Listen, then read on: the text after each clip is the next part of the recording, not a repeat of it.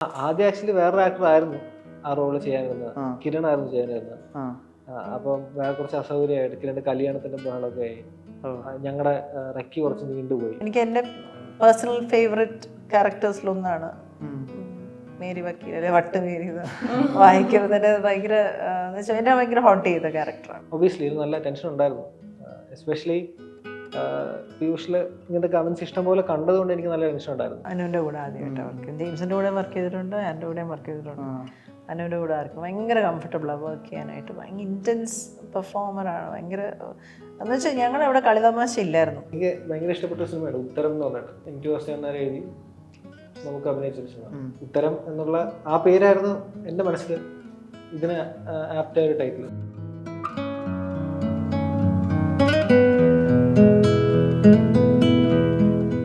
കരിക്കിൻ്റെ പുതിയ സീരീസ് പൊരുൾ ടീമാണ് ക്യൂ സ്റ്റുഡിയോയിലുള്ളത്. Actors James Eliya, Ann Saleem, Mala Parvathy, Malavika editor and director Gautham Surya. നമസ്കാരം. ഗൗതം, ഈ മുന്നേ പ്രിയപ്പെട്ടവൻ പീയൂഷ് സംഭവിക്കുന്നത് എനിക്ക് റിലീസ് ജൂൺ ജൂലൈ സമയത്തായിരുന്നു, 2023. ഇപ്പോൾ ഒരു വർഷത്തിന് മുന്നെയാണ് pre production, shoot, post production, release എല്ലാം ഒരു വർഷത്തിന് മുന്നെയാണ്. എങ്ങനെ ഈ മൂന്ന് പേരുടെ കാസ്റ്റിംഗ്, ഈ പ്രിയപ്പെട്ടവൻ പീയൂഷ് ടു പൊരുളുള്ള ട്രാവൽ എങ്ങനെയാണ് സംഭവിക്കുന്നത്? എനിക്കൊന്ന് പീയൂഷ് കഴിഞ്ഞിട്ട്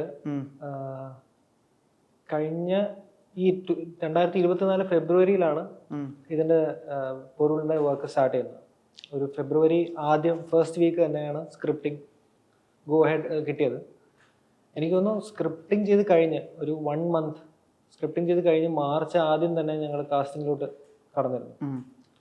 അപ്പോൾ ഞങ്ങളൊരു ലിസ്റ്റ് ഉണ്ടാക്കി, ബേസിക്കലി ഓരോ കാസ്റ്റിനുള്ള ഓപ്ഷൻസ്. 3 കാസ്റ്റും ഓൾമോസ്റ്റ് നമ്മുടെ ഫസ്റ്റ് ഓപ്ഷൻ തന്നെ ആയിരുന്നു. മാലച്ചേച്ചി, ജെയിംസ് ഏട്ടൻ, ആൻ സലീം. വിളിച്ചു, സംസാരിച്ചു, അവരൊക്കെ ആയിരുന്നു. ജെയിംസ് ഏട്ടന് മാത്രമേ ഞാൻ മുന്നേ വർക്ക് ചെയ്യാതെ ഉള്ളൂ. ബാക്കി എനിക്ക് തോന്നുന്നു 3 പേരും പ്രിയപ്പെട്ട പീയൂഷിലുണ്ടല്ലേ? അതെ, ജെയിംസ് ഏട്ടനെ ഞാൻ പണ്ട് ജെയിംസ് ഏട്ടൻ ഒരു 10 വർഷം മുന്നേ എന്തോ ജെയിംസ് ഏട്ടൻ ഒരു ഷോർട്ട് ഫിലിമിന് അഭിനയിക്കാൻ ചെന്നപ്പോൾ എൻ്റെ അനിയത്തി അതിനകത്ത് അഭിനയിക്കുന്നുണ്ടായിരുന്നു. അങ്ങനെ ഞാൻ ജെയിംസ് ഏട്ടനെ കണ്ടിട്ടുണ്ട്. ജെയിംസ് ഏട്ടൻ ഓർമ്മയില്ല, എപ്പോഴും ഞാൻ ഷോർട്ട് ഫിലിമുകൾ തന്നെ കുറച്ചായിരിക്കും. കൊല്ലം ഭാഗത്തോ എവിടെയാ? കൊല്ലല്ലേ? അതാദ്യത്തെ ഷോർട്ട് ഫിലിം ഇതുവരെ പറഞ്ഞിട്ടില്ല അല്ലേ? അപ്പോൾ അങ്ങനെ ജെയിംസ് ഏട്ടനോട് സംസാരിച്ചു, അങ്ങനെ ഓണായി. മാലചേച്ചിക്ക് എങ്ങനെയാണ്, അതായത് ഇപ്പോൾ കരിക്കിലോട്ടുള്ള അസോസിയേഷൻ, അല്ലെങ്കിൽ ഗൗതം സൂര്യയിലോട്ട് അസോസിയേഷൻ, ഇപ്പോൾ സിനിമ അല്ലാത്തൊരു ഫോർമാറ്റ് ഉള്ള ഐഡിയയും കഥയൊക്കെയാണല്ലോ മാലചേച്ചിയിലേക്ക് വരുന്നത്. അതിൻ്റെ എക്സൈറ്റ്മെന്റ് എന്താ? വലിയ എക്സൈറ്റ്മെന്റ് ആണ്. ഗൗതമിന്റെ ആദ്യത്തെ സ്ലീപ്ലെസ്ലി ഇയേഴ്സിൽ എന്നെ ഒരു ക്യാരക്ടർ ചെയ്യാൻ വിളിച്ചിട്ടുണ്ടായിരുന്നു. അത് എനിക്ക് പോകാൻ പറ്റിയില്ല. ഇവര് പെട്ടെന്ന് വിളിച്ചിട്ട് നാളെ വരണം, ഞാൻ വേറെ എവിടെയോ നിൽക്കുമായിരുന്നു, എനിക്ക് എത്താൻ പറ്റിയില്ല, ഭയങ്കര സങ്കടമായി പോയി. പിന്നെ വിളിച്ചിട്ട് പറഞ്ഞു അത് ഡബ് ചെയ്ത് തരണം എന്ന് പറഞ്ഞു. അങ്ങനെ അത് പോയി ഡബ് ചെയ്തു. ഏത് ക്യാരക്ടറിന്? ഒരു യോഗ പഠിപ്പിക്കുന്ന ഒരു ഇൻസ്ട്രക്ടർ, ഡോക്ടറിന്റെ ക്യാരക്ടർ ഉണ്ട്. അപ്പൊ അതിന് അവരുടെ വോയിസ് ഞാൻ കൊടുത്തായിരുന്നു. അപ്പൊ അന്നേ ഗൗതമിനെ അറിയാം, സുദീപ് എൻ്റെ ചേച്ചിയുടെ മോനാണ്. അപ്പൊ അങ്ങനെ ഗൗതമിനെ എനിക്ക് അന്നേ അറിയാം. അപ്പോൾ അതിനുശേഷം പ്രിയപ്പെട്ടവൻ പീയൂഷ് ചെയ്തു. അതിനുശേഷം ഇവർ വിളിക്കുമ്പോഴേ ഒരു എക്സൈറ്റ്മെന്റ്, ഇവർ വിളിക്കുമോ എന്നൊക്കെയാണ് നമ്മൾ, ഇവരുടെയൊക്കെ ഒരു കോൾ വരുമോ അങ്ങനെയൊക്കെ വിചാരിച്ചുകൊണ്ടിരിക്കുന്ന ആളാണ് ഞാൻ. അത്ര എക്സൈറ്റ്മെന്റ് ആണ് എനിക്ക്. അപ്പം അത് വർക്ക് ചെയ്യുമോ എന്നുള്ള ഒരു ക്വസ്റ്റ്യൻ ഇല്ല. നമ്മളെ വിളിക്കുകയാണെന്നുണ്ടെങ്കിൽ എങ്ങനെയും പോവുക എന്നുള്ളത് മാത്രമേ ഉള്ളൂ. എങ്ങനെയോ സ്ലീപ്ലെസ് ലിയോസ് മിസ് ചെയ്തെന്ന് മാത്രമേ ഉള്ളൂ. ഇനി ഒരിക്കലും എന്നെ വിളിച്ചാൽ മിസ്സാവില്ല. അത്ര എക്സൈറ്റഡ് ആണ്. എനിക്ക് ഇങ്ങനത്തെ വർക്ക് ചെയ്യാനാണ് കൂടുതൽ താല്പര്യം. ഒരു കംഫർട്ടബിൾ ഫാക്ടർ ഉണ്ടോ? ഉണ്ട്, ഭയങ്കര കംഫർട്ട് ഫാക്ടർ ഉണ്ട്. കാരണം പിന്നെ ഒന്നാമത് ഇവര് നമ്മളെ ആവശ്യപ്പെട്ടിട്ടാണ് വിളിക്കുന്നത്.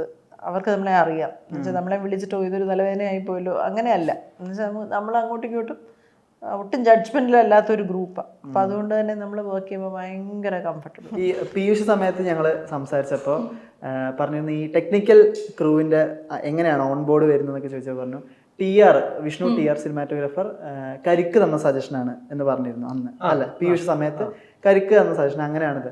മാളവിക ഫസ്റ്റ് ഓപ്ഷൻ തന്നെയായിരുന്നു, ഫസ്റ്റ് ചോയ്സ് തന്നെയായിരുന്നു പറഞ്ഞു. പൊരുളിൽ മാളവിക ഫസ്റ്റ് ചോയ്സ് തന്നെയാണോ?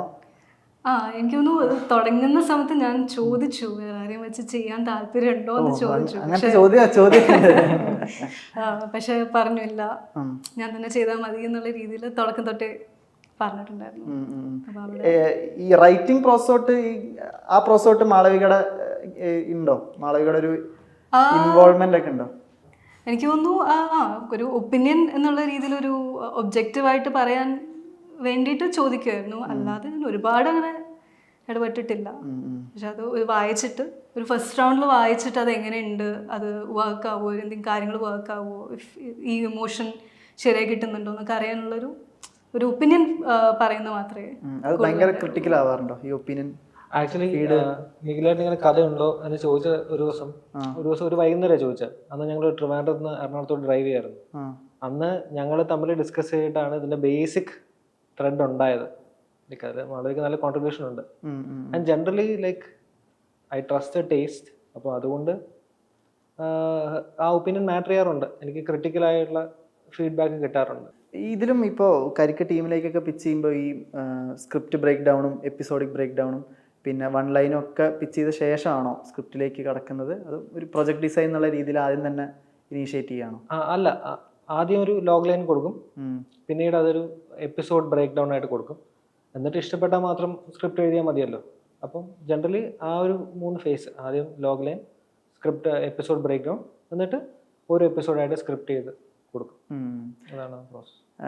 ആൻഡ് പീയൂഷിന്ന് ടു പൊരുളിലേക്ക് വരികയാണെങ്കിലും ഈ ക്യാരക്ടർ ആർക്ക് കുറച്ചുകൂടെ ഡീറ്റെയിലിംഗ് ആണ്, കുറച്ചുകൂടെ ഭയങ്കര സ്ക്രീൻ സ്പേസ് പൊരുളിലേക്ക് ഷെയർ ചെയ്യുന്നുണ്ട്.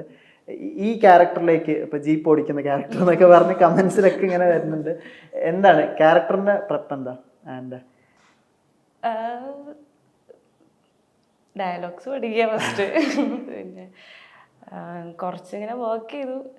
ഇപ്പം ഗൗതമായിട്ട് സംസാരിച്ചപ്പം ഈ ആദ്യം തന്നെ വിളിച്ചപ്പോൾ പറഞ്ഞിരുന്നു ഒരു സ്റ്റോറി ലൈനും ക്യാരക്ടറിൻ്റെ ഒരു പരിപാടിയും പറഞ്ഞു. അപ്പം പിന്നെ വണ്ടി ഓടിക്കാന്ന് ചോദിച്ചു. അപ്പം ഞാൻ വണ്ടി ഓടിക്കാം, അപ്പുറം ജീപ്പാണ് ഓടിക്കേണ്ടതെന്ന് പറഞ്ഞു.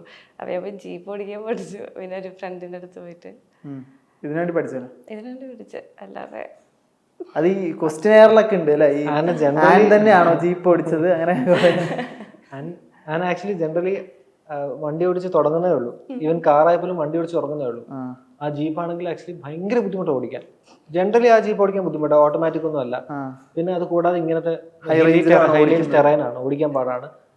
ഞങ്ങൾ എടുത്ത റോഡാണെങ്കിൽ ഒരു ഹൈവേ ആണ്. അപ്പം അപ്പുറത്ത് നിന്ന് വണ്ടി വന്നുകൊണ്ടേയിരിക്കും. ഇതൊന്നും പോരാണ്ട് ലൈക്ക് 2 സൈഡിലും ക്യാമറ വെക്കിയിട്ടുണ്ട്. അപ്പം സാധാരണ വിടുന്നതിനേക്കാളും കുറച്ചുകൂടെ സ്പേസ് വിട്ടിട്ട് ആണ് ഓടിക്കേണ്ടത്. ഇതിന്റെ കൂടെ അഭിനയം കൂടെ വേണം, ഡയലോഗ് ഓർത്ത് അഭിനയിക്കൂടെ വേണം. ഇരട്ടിപ്പണിയാണ്, ഭയങ്കര ബുദ്ധിമുട്ടാണ് ചെയ്യാൻ. ഈ ജെയിംസ് ചേട്ടന് ഈ ഇപ്പോൾ മാലചേച്ചിയോട് ചോദിക്കുന്ന പോലെ ഈ സോഷ്യൽ മീഡിയ ഫ്രറ്റേണിറ്റിയിലുള്ള വെബ് സീരീസ് കോണ്ടന്റും ഒക്കെ ഇതിൽ കുറച്ചുകൂടെ പുതുതായിട്ട് വരുന്ന കണ്ടന്റ് ആണല്ലോ. അതിൽ ഈ ഒരു ഐഡിയ വന്ന് ഷെയർ ചെയ്യുമ്പോൾ തരുന്ന ഒരു എക്സൈറ്റ്മെന്റ് എന്താ? അങ്ങനെ കരിക്കായിട്ടുള്ള ഒട്ടും ഇഷ്ടമുണ്ടായിരുന്നില്ല വിളിക്കുമ്പോൾ ഞാൻ അവരോട് പറഞ്ഞിട്ട് എനിക്കൊട്ടും ഇഷ്ടമുണ്ടായിരുന്നില്ല ഈ പ്ലാറ്റ്ഫോം. എനിക്കിഷ്ടമില്ല. അപ്പം ആദ്യം ഞാൻ ഏകദേശം ഒരു നോയ പറഞ്ഞത്. എനിക്കത് താല്പര്യമില്ല, വേറെ ഒന്നുമില്ല, എനിക്കത് താല്പര്യമില്ല ആ പ്ലാറ്റ്ഫോം. അന്നോ സിനിമയോട് ഭയങ്കര അങ്ങനെയൊന്നുമില്ല. ഇതിനോട് എനിക്കെന്തോ. അത് കഴിഞ്ഞിട്ട് എനിക്ക് തോന്നുന്നു അസോസിയേറ്റ് ഗോപി വന്നുകൊണ്ട് പിന്നെയും വിളിക്കുന്നു. ഗോപി അസോസിയേറ്റ് ഉണ്ട്. അവൻ ഭയങ്കര നമ്മളോട് പഞ്ചാര അടിക്കുന്ന ആളാണ്. ഭയങ്കര രസമായിട്ട് ഇങ്ങനെ നമ്മൾ ഇങ്ങനെ പാമ്പർ ചെയ്ത് കൊണ്ടുപോകും. സാർ ഞാൻ പറഞ്ഞു ചേട്ടൻ ചെയ്താൽ നന്നായിരിക്കും, നമുക്ക് അങ്ങനെയാണ്, എന്നാൽ ശരി നോക്കാം എന്ന് പറഞ്ഞിട്ട്. പക്ഷെ വന്ന് കഴിഞ്ഞപ്പോൾ എനിക്ക് ഇതിൻ്റെ റിസൾട്ടിലേക്കൊന്നും അതൊക്കെ പിന്നീട് വരുന്നതല്ലേ. ഇപ്പോൾ നമ്മളിവിടെ ഇരിക്കുന്നത് ഇത് നന്നായി ആൾക്കാർക്ക് ഇഷ്ടപ്പെട്ടതുകൊണ്ടാണ്. ഇഷ്ടപ്പെടാത്ത ഒരുപാട് വർക്കുകളുണ്ടല്ലോ ആൾക്കാരുടെ, അവർക്ക് ഇതേ എഫർട്ട് തന്നെയല്ലേ എടുത്തിട്ടുള്ളത്. ഇഷ്ടപ്പെട്ട് കഴിയുമ്പോൾ നമ്മൾ ഇങ്ങനെയൊക്കെ പറയും. പക്ഷെ ഞാൻ വർക്ക് ചെയ്ത് കഴിഞ്ഞത് റിലീസ് ഫസ്റ്റ് എപ്പിസോഡ് വരും മുമ്പേ ഐ എം ഹാപ്പി ആയിരുന്നു, സാറ്റിസ്ഫൈഡ്. കാരണം അത് എനിക്ക് ആ കൂട്ടിയിട്ടൊരു ചോദ്യമുള്ളത് ഇടയ്ക്കിടയ്ക്ക് ഞാൻ ഗൗതമിനോട് ചോദിച്ചിരുന്നു. ഇത് ഫ്ലാഷ് ബാക്കിൽ അധികം പോകാതെ ഇങ്ങനെ കുറേ കാര്യങ്ങൾ 10-30 വർഷം മുമ്പ് നടന്നിരുന്ന പല കാര്യങ്ങളും പറയുകയാണല്ലോ. സ്റ്റോറി ടെല്ലിംഗ് ആണ്. ടെല്ലിംഗ് ആണ്.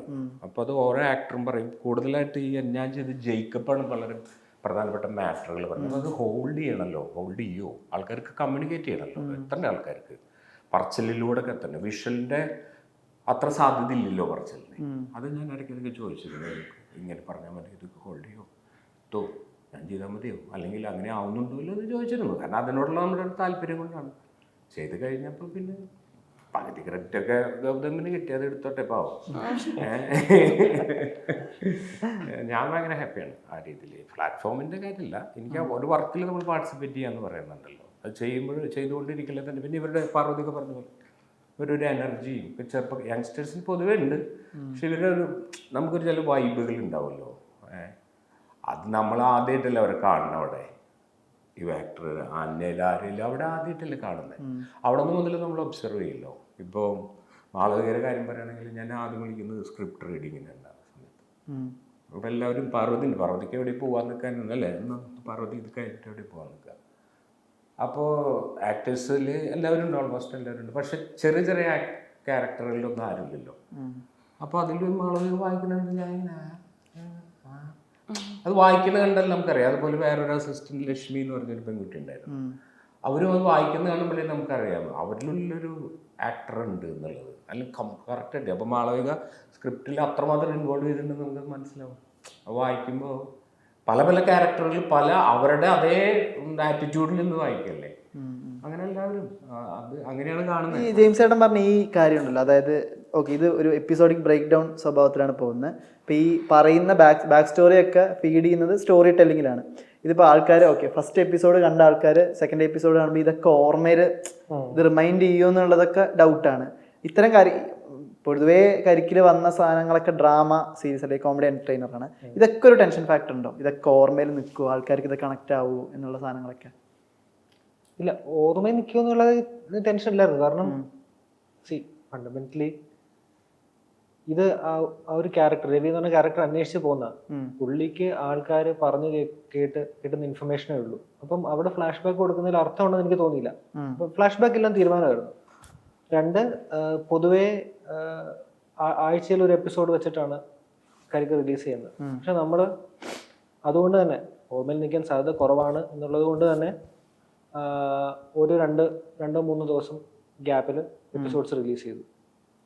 ഇതുകൂടാതെ ഇനി എന്തെങ്കിലും മനസ്സിലായിട്ടില്ല എന്നുണ്ടെങ്കിൽ ആൾക്കാർക്ക് പുറകിലോട്ട് പോയി നോക്കാനുള്ള ഓപ്ഷൻ ഉണ്ട്.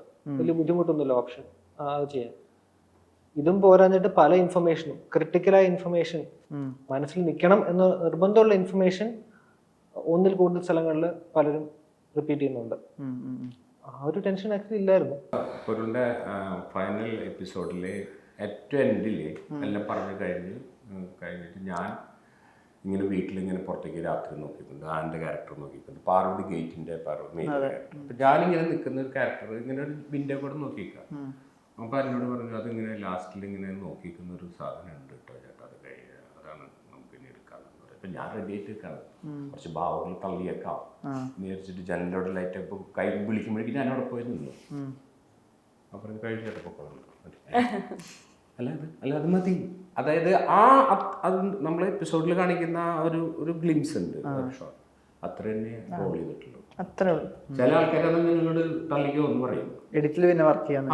പക്ഷെ അത് നമ്മളൊരു എഡിറ്റഡ് വെർഷൻ ഷൂട്ടാണ് നടന്നിട്ടുള്ളതെന്ന് എനിക്ക് പലപ്പോഴും പല ഷോട്ടുകളിൽ ഞാൻ ഉദാഹരണം എന്തൊക്കെ പറഞ്ഞ പല സാധനങ്ങളും അത് മതിയോ അത് മതി ചേട്ടാ അങ്ങനെ അപ്പം അത് അത്രയും പ്ലാൻഡ് ഒരു വിഷ്വൽ സെൻസിൽ ഈ സാധനം മനസ്സിലുള്ളവർക്കെല്ലാം ചെയ്യാൻ പറ്റുള്ളൂ.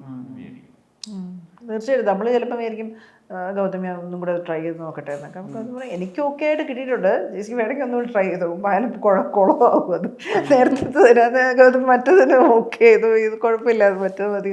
ആ ഒരു ഭയങ്കര നമുക്ക് ചെറിയ കുട്ടിയാണ്, മോൻ്റെ പ്രായമാണ് ഒക്കെയാണ്, പക്ഷെ നമുക്ക് ഭയങ്കര ബഹുമാനം തോന്നുന്ന ഈ റൈറ്റിങ്ങിൻ്റെ ഒരു പ്രത്യേകത എന്ന് പറഞ്ഞാൽ നമ്മളൊരു ബാക്ക് സ്റ്റോറി.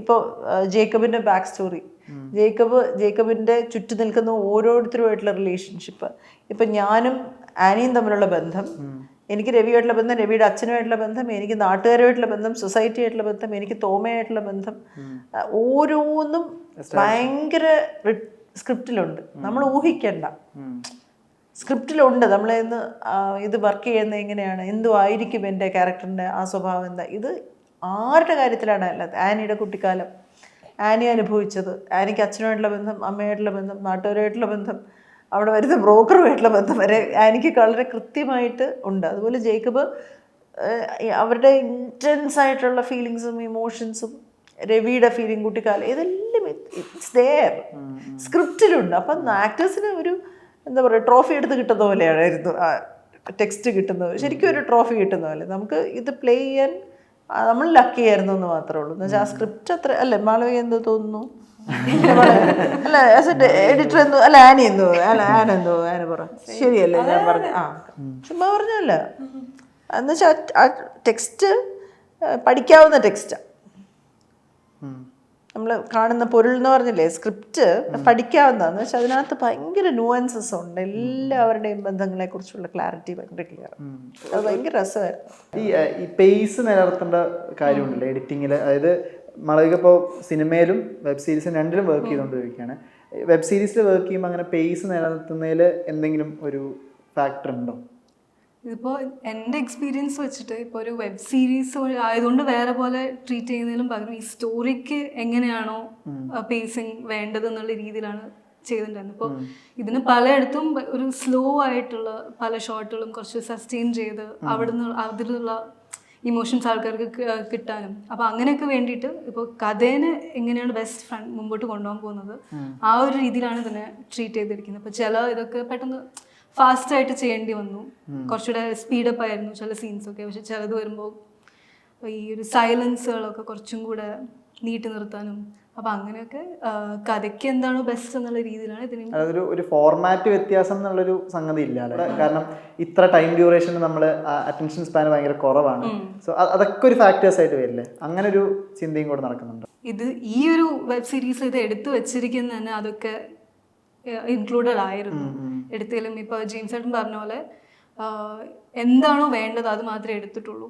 സോ അങ്ങനെ വെച്ച് സീൻ കൺസ്ട്രക്ട് ചെയ്യുമ്പോൾ എനിക്ക് തോന്നുന്നു ഞാൻ ഇത് ചെയ്തതിൽ എല്ലാ സീനും ആവശ്യത്തിന് മാത്രമേ ഉണ്ടായിരുന്നുള്ളൂ.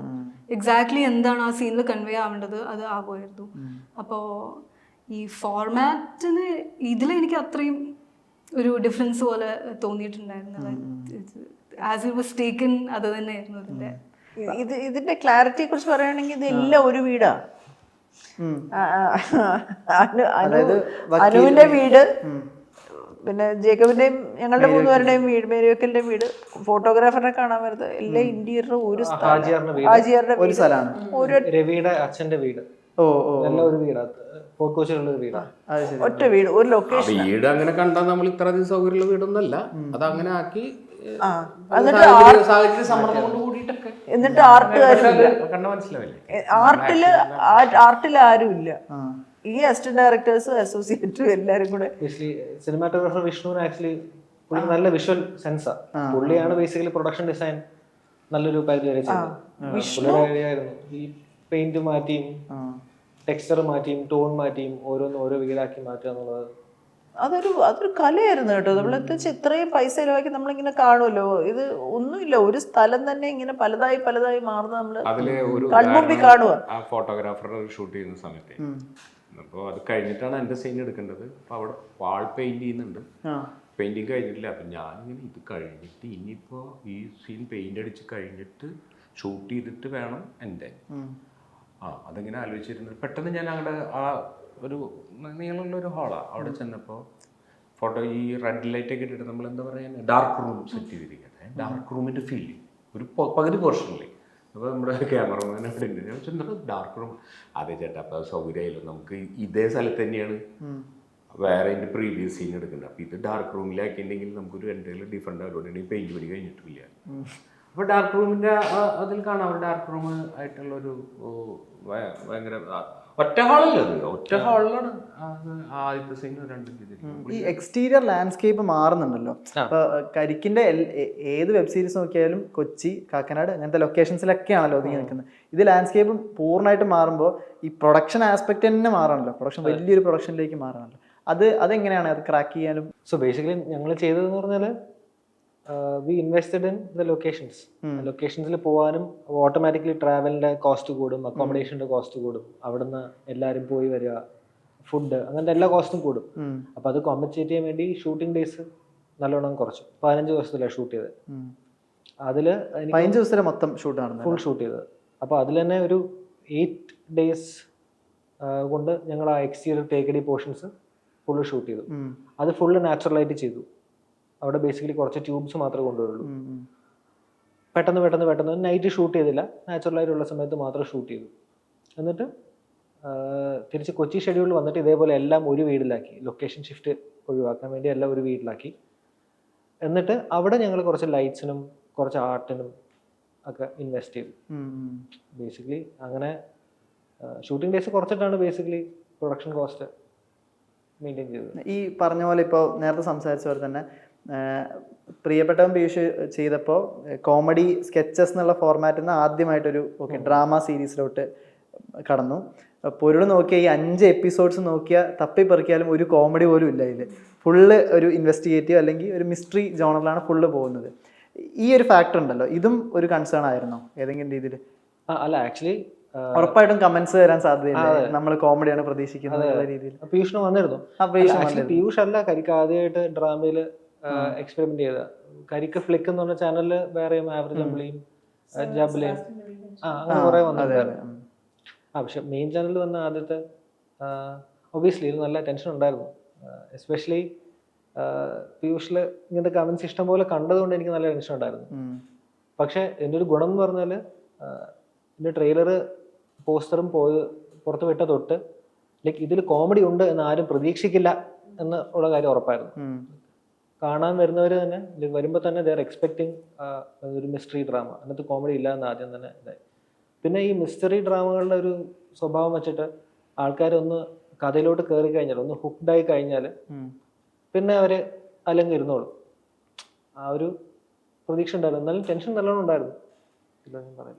ഈ അനൂക്കെ അനിയൻ്റെ കാസ്റ്റിംഗ് എങ്ങനെയാണ്? അത് ഇതേപോലെ ഡേറ്റ്സ് ബ്ലോക്ക് ചെയ്ത് അങ്ങനെ നമ്മൾ പീയൂഷിൽ സംസാരിച്ച പോലെ തന്നെ അനുവിലേക്ക് വരുന്നതും അവിടെ നിന്നുള്ളൊരു സജഷനാണോ? ആദ്യം ആക്ച്വലി വേറൊരു ആക്ടർ ആയിരുന്നു ആ റോള് ചെയ്യാനിരുന്നത്, കിരൺ ആയിരുന്നു ചെയ്യാനിരുന്നത്. അപ്പം വേറെ കുറച്ച് അസൗകര്യമായിട്ട് കിരണിന്റെ കല്യാണത്തിന്റെ ബഹളമൊക്കെ ആയി, ഞങ്ങളുടെ റെക്കി കുറച്ച് നീണ്ടുപോയി. അപ്പൊ അങ്ങനെ ഷെഡ്യൂളും കോൺഫ്ലിക്റ്റ് വന്നിട്ട് അങ്ങനെയാണ് അനു ചെയ്യട്ടെ എന്നുള്ളൊരു നിഖിലേട്ടൻ തന്നെ ഡെസിഷനാണ്. എനിക്ക് കോറൈറ്റർ ഉണ്ട്, രണ്ടുപേരും കൂടെ എഴുതിയത്. പുള്ളി വിവേക് എന്നാണ് പേര്. ഞാനും വിവേക് എനിക്ക് തോന്നുന്നൊരു 5-6 സ്ക്രിപ്റ്റ് മുന്നേ ഒരുമിച്ച് എഴുതിയിട്ടുണ്ട്. അതൊന്നും ആയിട്ടില്ല, ലൈക്ക് ഫീച്ചർ ഫിലിം സ്ക്രിപ്റ്റ്സ് ആണ്. അപ്പം ഇതാണ് ഞങ്ങൾ ഒരുമിച്ച് എഴുതിയത് ആദ്യമായിട്ട് പ്രൊഡക്ഷനിലോട്ട് വരുന്നത്.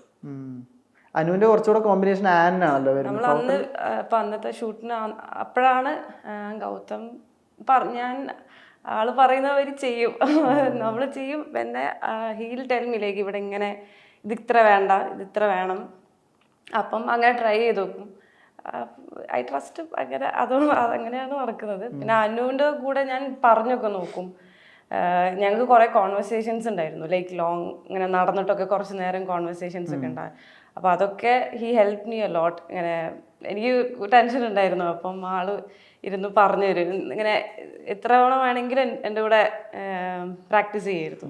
മാർച്ചേച്ചി ആദ്യമായിട്ട് അനുവിൻ്റെ കൂടെ ആദ്യമായിട്ടല്ലേ ഈ വർക്ക്? അനുവിൻ്റെ കൂടെ ആദ്യമായിട്ട് വർക്ക്, ജെയിംസിൻ്റെ കൂടെ വർക്ക് ചെയ്തിട്ടുണ്ട്, എൻ്റെ കൂടെയും വർക്ക് ചെയ്തിട്ടുണ്ട്. അനുവിൻ്റെ കൂടെ ആർക്കും ഭയങ്കര കംഫർട്ടബിളാണ് വർക്ക് ചെയ്യാനായിട്ട്. ഭയങ്കര ഇൻറ്റൻസ് പെർഫോമറാണ്. ഭയങ്കര എന്ന് വെച്ചാൽ ഞങ്ങളവിടെ കളിതമാശ ഇല്ലായിരുന്നു. എല്ലാവരും ഭയങ്കര സീരിയസ് ആയിട്ടാണ് ഈ വർക്കിനെ സമീപിച്ചത്. എല്ലാവരും ഇരുന്ന് റിഹേഴ്സ് ചെയ്യും. നേരത്തെ ഞാൻ പറഞ്ഞ പോലെ ഞങ്ങൾ തുടങ്ങുന്നതിന് മുമ്പ് എല്ലാവരും കൂടെ വട്ടത്തിലിരുന്ന് ഒന്ന് വായിക്കും. ഈ റീഡിങ് ഉണ്ടായിരുന്നു പറഞ്ഞില്ലേ ഇതിനു മുമ്പ് ഗൗതം, അത് ഞങ്ങളെല്ലാവരെയും ശരിക്കും അങ്ങനെ റീഡിങ് വെക്കുമ്പോൾ ആക്ടേഴ്സിന് ഭയങ്കര എന്ന് വെച്ചാൽ ഡയറക്ടറിന്റെ പെർസ്പെക്റ്റീവ് നമുക്ക് അവിടെ നിന്ന് കിട്ടുവാണ്. ഓരോ ആക്ടറിനും എന്ത് മോഡുലേഷൻ ഞങ്ങളൊക്കെ തന്നെയാണ് വായിക്കുന്നതെങ്കിലും ഇത് തന്നെയാണ് മീറ്റർ, അല്ലെ ഇതല്ല മീറ്റർ. എല്ലാ ആക്ടേഴ്സും ഉണ്ട് സ്ക്രിപ്റ്റ് റീഡിംഗ് സെഷനിൽ, എല്ലാ ആക്ടേഴ്സും ഉണ്ട്.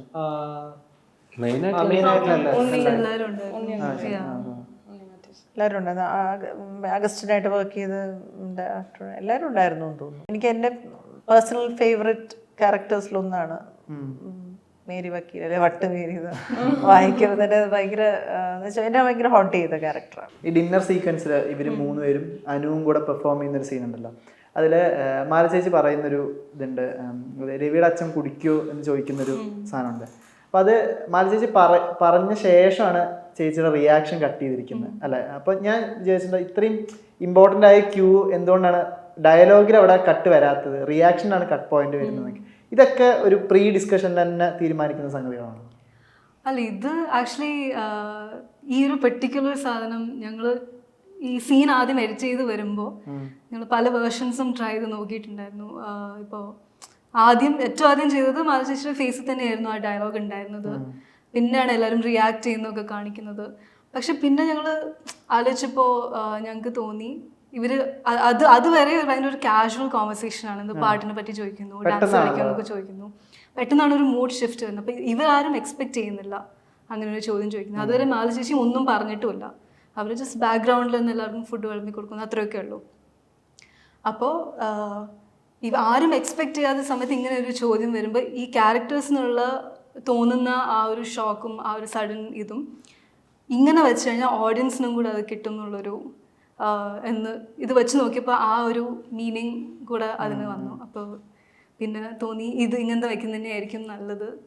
കാരണം ക്യാരക്ടേഴ്സിൻ്റെ അത്രയും നേരം നമ്മൾ ബാക്കി ക്യാരക്ടേഴ്സിൻ്റെ കൂടെയാണ് സഞ്ചരിക്കുന്നത്. അതുവരെ മാലതി ബാക്ക്ഗ്രൗണ്ടിൽ നടക്കുന്നതേ ഉള്ളൂ.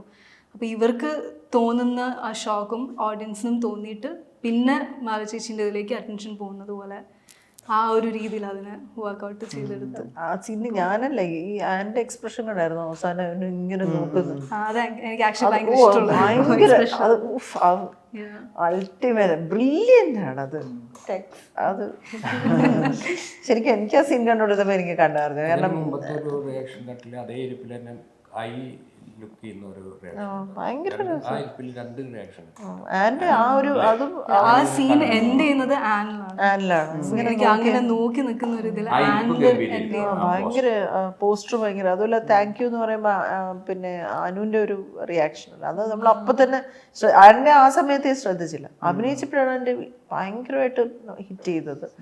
അതുപോലെ മറ്റേ അവസാനത്തെ ഫൈനൽ എപ്പിസോഡിൽ 3 വയസ്സ് വരെയുള്ള ജീവിച്ച ഒരാളെങ്ങനെയാ 32 വർഷം ജീവിച്ച ഒരാളെ കണ്ട് ഇമ്പോർട്ടന്റ് ആവുന്നെന്ന് പറയുന്നത്. കൈ ഇങ്ങനെ തട്ടുന്ന ജെയിംസിനെ തട്ടുന്നത് എനിക്കത് ഭയങ്കര ഇഷ്ടമായി. അതെ ഭയങ്കര എന്നെ കൊണ്ടൊക്കെ റിയാക്ഷൻ ഒക്കെ എടുപ്പിച്ചിട്ടുണ്ടായിരുന്നു. മോളെന്ന് വിളിക്കരുതെന്ന് പറഞ്ഞു. അത് ആളവിടെ ആളാവശ്യമില്ലല്ലോ, പറയുന്നുണ്ടല്ലോ ഞാൻ എന്തെങ്കിലും തെറ്റ് ചെയ്തിട്ടുണ്ടോ. 3 കൊല്ലം ജീവിച്ച ആള് 33 വയസ്സായിട്ടുള്ള എൻ്റെക്കാൾ എങ്ങനെ പ്രാധാന്യം ഉണ്ടാവണമെന്നൊക്കെ പറഞ്ഞ് പപ്പ എന്നൊക്കെ പറഞ്ഞിട്ട് അവസാനം ഒരു കൈ മാത്രമാണ് വരുന്നത്. അപ്പുറത്ത് എടുത്തിട്ടില്ലേ, നമ്മൾ ഷോർട്ട് എടുത്തിട്ടുണ്ട്, വേഷം ഇട്ടിട്ടില്ല. ഇല്ല ഉപയോഗിച്ചിട്ടില്ല, കാരണം അതിൻ്റെ ആവശ്യമില്ലല്ലോ. അതുപോലെ ഈ സേതുമാധവൻ എന്താണ് മറ്റേ അയാളെ കാണിക്കുന്നത് അനുവിൻ്റെ ക്യാരക്ടർ പോയിട്ട് ഒരു തോട്ടത്തിലാണ് കാണിക്കുന്നത്. അപ്പോൾ തോട്ടത്തിൽ വൈഡിൽ നമ്മൾ നോക്കുമ്പോൾ മൊബൈലിലായതുകൊണ്ടാണെന്ന് അറിയില്ല, ഒരാളായിട്ട് സംസാരിക്കുന്ന പോലെ നമുക്കൊരു വേഗമായിട്ടുള്ള ഒരു പിക്ചറാണ്. അയാൾ ആരായിട്ട് അവിടെ സംസാരിക്കുകയാണ്. അനുവിൻ്റെ ക്യാരക്ടർ അവിടെ വന്നിട്ട് ഇങ്ങനെ സംസാരിച്ച് കഴിഞ്ഞ് പ്രശ്നമാണെന്ന് പറയുമ്പോൾ അയാൾ അപ്പം നമ്മൾ സാധാരണ നിലയിൽ എന്താണ് ആരോടാണ് സംസാരിക്കുന്നത്, അയാളുടെ ബാക്ക് ഷോട്ടെങ്കിലും വെക്കും. ഗൗതമ നല്ല രീതിയിലേക്ക് ക്യാമറയിൽ നോക്കിയിട്ട് അയാൾ അതെ പിന്നെ വരാട്ടാന്ന് തമിഴിൽ പറഞ്ഞിട്ട് നിങ്ങളെ പണി അയാൾ അവിടെ ഉണ്ടെന്നുള്ളൊരു സാന്നിധ്യം നമുക്ക് ഫീൽ ചെയ്യും. അത് മതിയില്ല, അയാൾക്ക് യാതൊരു പ്രാധാന്യം ഇല്ലല്ലോ, അതല്ലല്ലോ നമ്മുടെ വിഷയം. എനിക്കത് ഭയങ്കര ഇഷ്ടമായി. അങ്ങനെ അത്ര ധൈര്യം കാണിക്കണല്ലോ. അത് ചില ഭയങ്കര ധൈര്യങ്ങളുണ്ട്. കാരണം ഈ കാറിൽ ഇറങ്ങി പോയിട്ട് പെട്ടെന്ന് അനു പോയിട്ട് കണ്ണ് പൊട്ടിയ ആളെ കണ്ടുപിടിക്കുകയാണ്. ഇതെങ്ങനെ ശരിക്കും പെട്ടെന്ന് വിശ്വസനീയമാവോ അല്ലേ? നമ്മൾ സാധാരണഗതിയിൽ ചിന്തിക്കില്ലേ? അപ്പൊ അത് ഗൗതം പറഞ്ഞു അത് വിശ്വസനീയമാണെന്ന്. അത് വിശ്വസനീയമായി. അത് വേറൊരു ആലോചന ഉണ്ടെങ്കിലേ അത് പറ്റുള്ളൂ. അതെങ്ങനെ പെട്ടെന്ന് അല്ലേ ഗൗതം? അതൊരു കുറച്ച് റിസ്ക് അത് കഥയില് ഒരുപാട് ഘട്ടത്തിൽ അങ്ങനത്തെ കൺവിൻസ്. പക്ഷെ പുള്ളി 2000 പേര് മാത്രമുള്ള ടൗണാണെന്ന് പറയുന്നുണ്ട്. ഗൗതമിന്റെ ബുദ്ധി എന്താ വെച്ചിട്ടുണ്ടെങ്കിൽ ഇങ്ങോട്ട് ചോദിച്ചാൽ അതവിടെ ഉണ്ട്, നിങ്ങൾ ഞാൻ പറയാം അത് അതിന് ഉള്ളിലുണ്ട്, നിങ്ങൾ ഒന്നുകൂടി നോക്കിയെന്ന് പറഞ്ഞാൽ എല്ലായിടത്തും ഫില്ല് ചെയ്തിട്ടുണ്ട്. ഇതിൽ കണ്ണു വയ്യാത്ത ആൾ തപ്പിയല്ല പോന്നെ. ഒരു മാട്ടുകാരനുണ്ട്, എരുമ മേച്ച് നടക്കുന്ന ഒരുത്തനുണ്ട് എന്ന് പറഞ്ഞിട്ട് എരുമയെ കണ്ടിട്ടാണ് നിർത്തുന്നത്. ഈ പൊരുൾ എന്നുള്ള ടൈറ്റിലിന്റെ അർത്ഥവും ഈ സർവൈവലിനുള്ള അങ്ങനെയാണോ? അതിന്റെ ടൈറ്റിലിന്റെ ഒരു മീനിങ് എങ്ങനെ? അതിന്റെ പൊരുൾ എന്ന് പറഞ്ഞതിന്റെ മീനിങ് എന്നുള്ളതാണല്ലോ ഈ ഒരു. ആക്ച്വലി എനിക്ക് ഭയങ്കര ഇഷ്ടപ്പെട്ട സിനിമയാണ് ഉത്തരം എന്ന് പറഞ്ഞിട്ട്. MT വാസുദേവൻ എഴുതി നമുക്ക് അഭിനയിച്ചൊരു സിനിമ. ഉത്തരം എന്നുള്ള ആ പേരായിരുന്നു എൻ്റെ മനസ്സിൽ ഇതിന് ആപ്റ്റായ ഒരു ടൈറ്റിൽ. വളരെ സിമിലർ ആയിട്ട് പോകുന്ന ഒരു ഇൻവെസ്റ്റിഗേറ്റീവ്, ഒരുപാട് ആൾക്കാരോട് സംസാരിച്ച് ഇതിനുള്ള ഉത്തരം കണ്ടെത്തുക എന്നുള്ളതായിരുന്നു. അവസാനം അതിന്റെ ഉത്തരം കണ്ടെത്തുന്ന രീതിയിലുള്ള ക്ലൈമാക്സ്. അതുപോലെ ഇതിന്റെ പൊരുൾ കണ്ടെത്തുക, ഈ ഒരു വിഷയത്തിന്റെ പൊരുൾ കണ്ടെത്തുക എന്നുള്ള അങ്ങനെ അറിയുന്ന പേരാണ്. അവസാനമാണ് പേരിട്ടത്, ആദ്യം പേരില്ല. പൊരുൾ എന്നുള്ള ടൈറ്റിൽ അവസാനം കേട്ടോ. ഞങ്ങൾ ഇടയ്ക്ക് ഇനീഷ്യലി ഡിസ്കസ് ചെയ്ത പേരുകളിലൊരു പേരായിരുന്നു. പക്ഷെ ഒരു ഭയങ്കര എന്താ പറയാ, ഒരു ആർട്ട് ഹൗസ് പേരും തോന്നരുതല്ലോ. ഇങ്ങനത്തെ ഒരു പ്ലാറ്റ്ഫോമിലാണ് ഇറങ്ങുന്നത്. ആൾക്കാർ കാണാൻ പ്രേരിപ്പിക്കണം. ആ പേര് കാരണം ആൾക്കാർ ടേൺ ഓഫ് ആയി കാണുകയേ ചെയ്യാതിരിക്കരുതല്ലോ.